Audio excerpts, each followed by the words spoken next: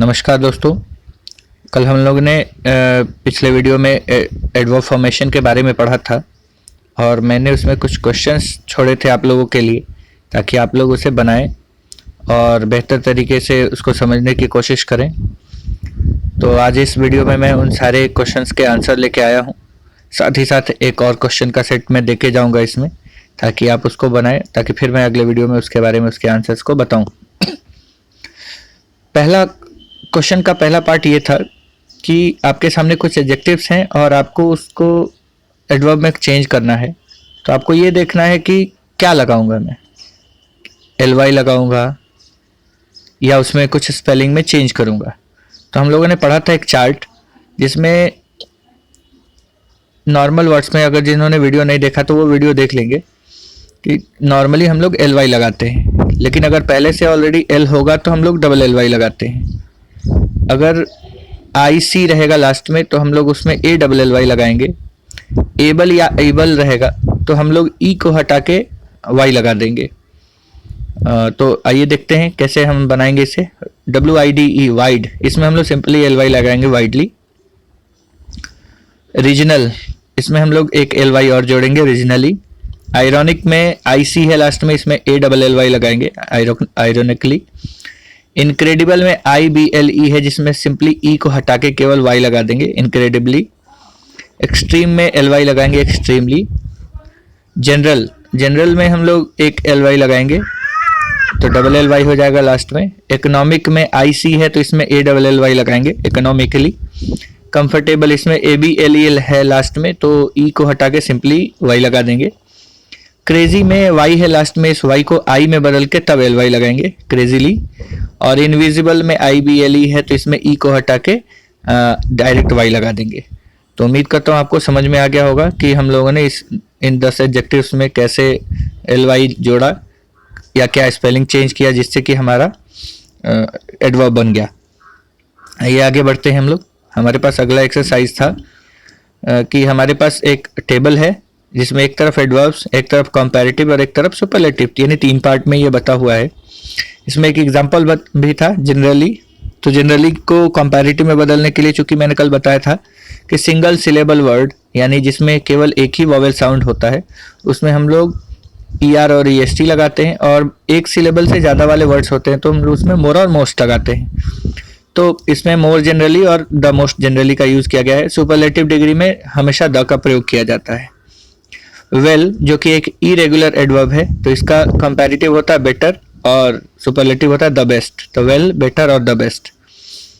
अगले टेबल में अर्लियर यानी कि कंपैरेटिव फॉर्म दिया है, तो हम जानते हैं जिसमें ER लगा होता है तो ER हटा देंगे, लेकिन अर्ली का स्पेलिंग चेंज हो जाता है तो ये होगा EARLY, अर्ली। और द अर्लीस्ट। उसके बाद लिटिल, तो लिटिल का कंपैरेटिव होता है लेस या लेसर और सुपरलेटिव होता है द लीस्ट। अगर आपको कंफ्यूजन हो तो पिछला वीडियो देखें, आपका कंफ्यूजन दूर हो जाएगा। मोर क्विकली, इसमें कंपैरेटिव दिया गया है तो इसमें होगा आपका क्विकली और द मोस्ट क्विकली। तो होगा क्विकली, मोर क्विकली और द मोस्ट क्विकली। मच भी एक इरेगुलर एडवर्ब है, तो मच, मोर और मोस्ट होता है इसका, कंपैरेटिव मोर और सुपरलेटिव मोस्ट। चलिए आगे बढ़ते हैं। आगे जो क्वेश्चन है इसके आंसर अलग अलग लोगों के लिए अलग अलग हो सकते हैं। मैं बनाता हूँ, हो सकता है कि आपके आंसर कुछ डिफरेंट हो, और क्योंकि इसमें अपने मन से भरना है।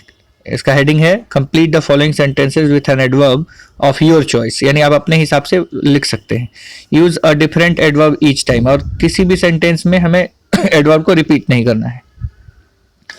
I blank watch American series on TV, तो मैं इसमें 2-3 चीज़ें लगा सकता हूँ। अगर मैं हमेशा देखता हूँ तो I always watch American series on TV.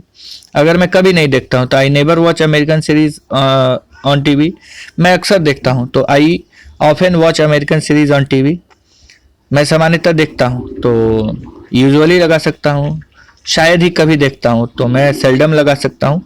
तो कई सारे एडवर्ब और फ्रीक्वेंसी का आप इस्तेमाल कर सकते हैं यहाँ पे। My children blank listen to me, मैं यहाँ कह सकता हूँ कि मेरे बच्चे मेरी बात नहीं सुनते हैं या कभी नहीं सुनते हैं, तो मैं कहूँगा my children never listen to me. आप इसकी जगह यूजुअली, समटाइम्स कुछ भी लगा सकते हैं जो सुटेबल हो, मीनिंगफुल हो। We are waiting for her phone call, देखिए नॉर्मली ये सेंटेंस कंटिन्यूअस में, तो मैं यहाँ पे सिंपली नाउ लगा के भी इसको बना सकता हूँ। We are waiting for her phone call now. उसके बाद अगला क्वेश्चन है they don't blank like spicy food. तो मैं यहाँ पे ऑफन का भी यूज कर सकता हूँ। They don't often like spicy food, यानी वो प्राय स्पाइसी फूड पसंद नहीं करते हैं। या यूजुअली लगा सकते हैं, जनरली लगा सकते हैं। They don't generally, they don't usually like spicy food. Question number 5 है complicated explanations are not good, यानी जो कॉम्प्लिकेटेड एक्सप्लेनेशंस होते हैं वो बेहतर नहीं होते हैं, और it is better to try to explain simply easily, हम लोग दोनों यूज कर सकते हैं। I am sorry I do not speak Italian very, यहाँ तो एक ही आंसर सूट कर रहा है वेल, कि माफ़ कीजिए मैं उतनी अच्छी इटालियन नहीं बोलता हूँ। क्वेश्चन नंबर 7 कहता है you are here, I have been waiting for you for 2 hours। मैं तुम्हारी प्रतीक्षा 2 घंटों से कर रहा हूँ, तो मैं कहूँगा oh finally you are here. तो फाइनली यहाँ ज़्यादा सूट कर रहा है, finally you are here, I have been waiting for you for 2 hours। Next question है I don't like to wake up, मुझे उठना पसंद नहीं है। तो मैं यहाँ पे लेट शब्द भी यूज कर सकता हूँ और अर्ली भी, कि मुझे लेट से उठना पसंद नहीं है तो मैं लेट लगाऊंगा, और मुझे जल्दी उठना पसंद नहीं है तो मैं अर्ली लगाऊंगा। अगले क्वेश्चन में है I blank go to the same coffee shop because it is the best.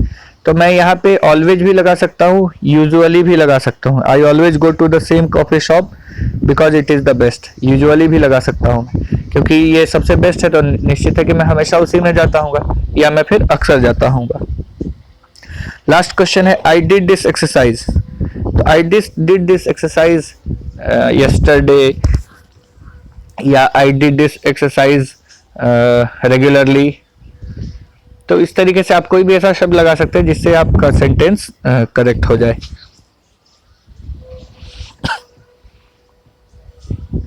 चलिए अगले सेक्शन की तरफ बढ़ते हैं। अगले सेक्शन में एक टेबल है जिसमें आपको मैच करना है।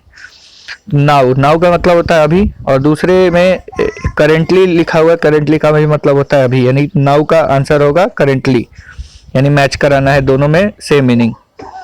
परहैप्स का मतलब होता है शायद, तो दूसरे में मे बी लिखा हुआ है, मे बी का भी अर्थ होता है शायद। यूजुअली यानी जनरली, दोनों का अर्थ होता है सामान्यतः। उसके बाद है बेसिकली, तो बेसिकली को हम लोग सिंपली भी कह सकते हैं। और 5वां है अदरवाइज यानी इफ नॉट, यदि नहीं हो तो।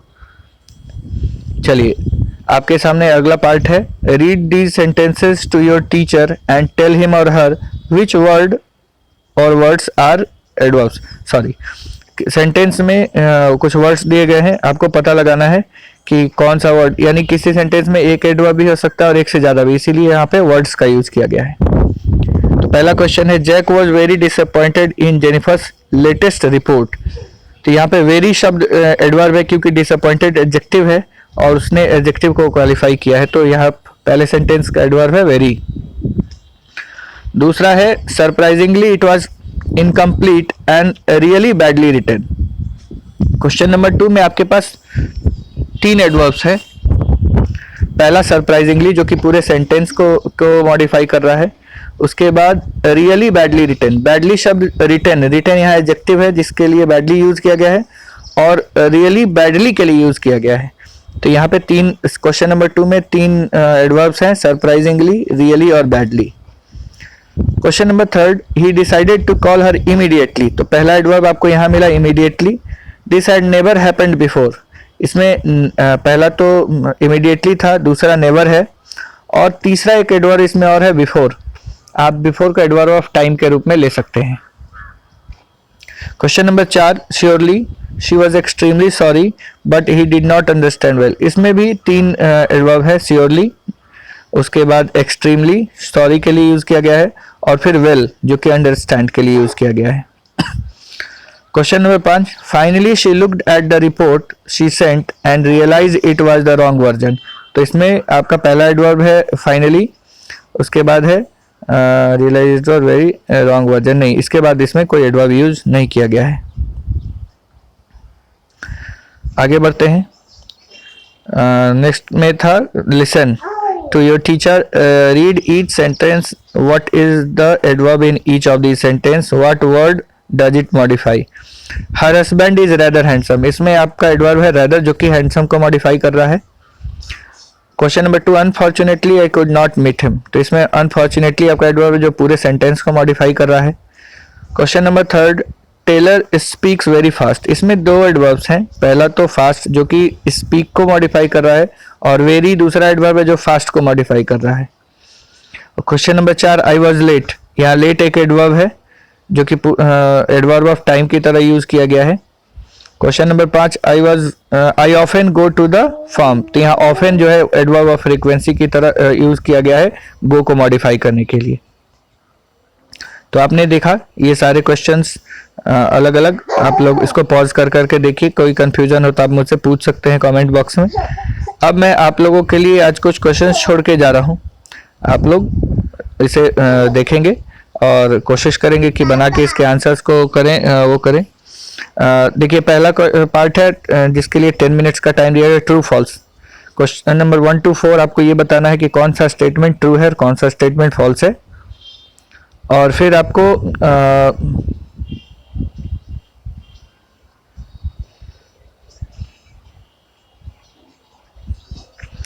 Question number 1 to 4 true false. उसके बाद is the underline word an adverb. उसके बाद अगले पार्ट में 4 सेंटेंसेस दिए गए हैं जिसमें आपको येस और नो बताना है कि अंडरलाइन जो वर्ड है वो एडवर्ब है या नहीं है तो येस, नहीं है तो नो. फिर आगे आपको चूज द करेक्ट एडवर्ब. आपके सामने 10 सेंटेंस और हैं. इन 10 सेंटेंसेस में हर सेंटेंस में 2 ऑप्शंस दिए गए हैं और दोनों में से एक वर्ड चुनना है जो करेक्ट एडवर्ब होगा. तो उम्मीद करता हूं कि आपके पास ये जो 18 क्वेश्चन है आप बनाएंगे. फिर मैं अगले वीडियो में आपको इस सारे क्वेश्चन का आंसर बताऊंगा. ध्यानपूर्वक आप इन सारे क्वेश्चंस को बनाइए और मुझे आंसर बताइए कमेंट बॉक्स में. कोई कंफ्यूजन है तो कमेंट बॉक्स में बताइए. तब तक के लिए धन्यवाद. घर पर अच्छे से रहिए, सेफ रहिए और पढ़ाई करते रहिए ताकि आप लोगों की पढ़ाई बाधित ना हो. और जब लॉकडाउन खुले तो हम लोग फिर मिलेंगे ही क्लासेस में और तब आपके सारे कन्फ्यूजन्स को दूर किया जाएगा. तब तक के लिए धन्यवाद.